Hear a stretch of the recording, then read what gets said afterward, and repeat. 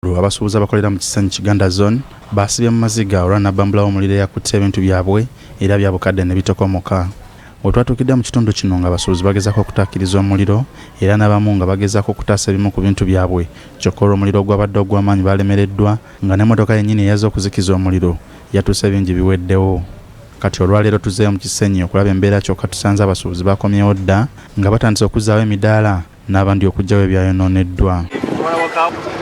Jonathan Lugge yatubulidde nti bino byagwiriddewo nga ye wali atemya bukofu era atubulidde engeri omuliro gye gwasaasaanye okutuuka okumalawo ebintu by'abasuubuzi. Waweerwe eno omuliro gwatandikira kumpi n'ew'ensula wenyini.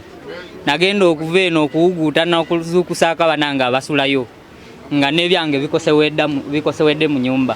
Zuukusa banange bonna abasulayo teri yafiiriddemu wadde n'omu. Ne bavaamu bonna n'enfulumyamuko ebyasobose ebisigadde ne bijja. N'ebimotoka eby'amazzi byatuukawo ng'omuliro gwankatandika okukwata wali. Bimotoka byajja bisatu biramba nti muli mazzi. Ne biyitawo wiisi ne bisimba omwo w'ebityo. Motoka y'amazzi yatuuka saa 12 kitundu. Nga n'omuliro gutandise okukwata ku ebyo ebikondo ebyo ebisinga. Nga guvudde eri yonna wano wonna ffe nga tuyidde. Ono era ategeezezza nti teyawulira kubwatuka kwonna wadde okulaba amasannyalaze agokya ebintu okuggyako okulaba omuliro nga gutukumuka. Bwe naalaba wano nga wazzeewo layiti nnyingi ng'omuliro gusemberedde olwo nenyingira mu geeti neŋŋamba kikiri eno ne ndaba nga sitoowa ezirya zonna zikutte omuliro.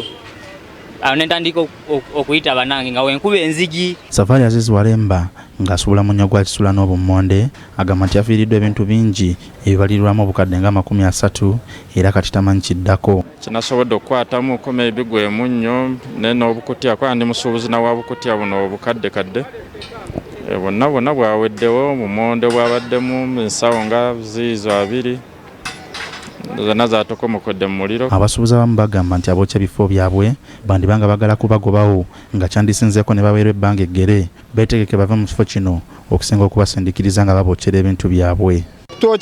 Okutokyeza ebintu byaffe bandibadde bagamba nti wano twagulawo muveewo tugende mirembe naye eggwanga lyaffe lino balina lusula mu katyabaga kubanga ffe abantu bawa tunoonya sente 10 ate tubawo omusolo ate ebintu byaffe ne bijja. Sulaiman Sebugwawo, BBS Terefayina, Gambuuze.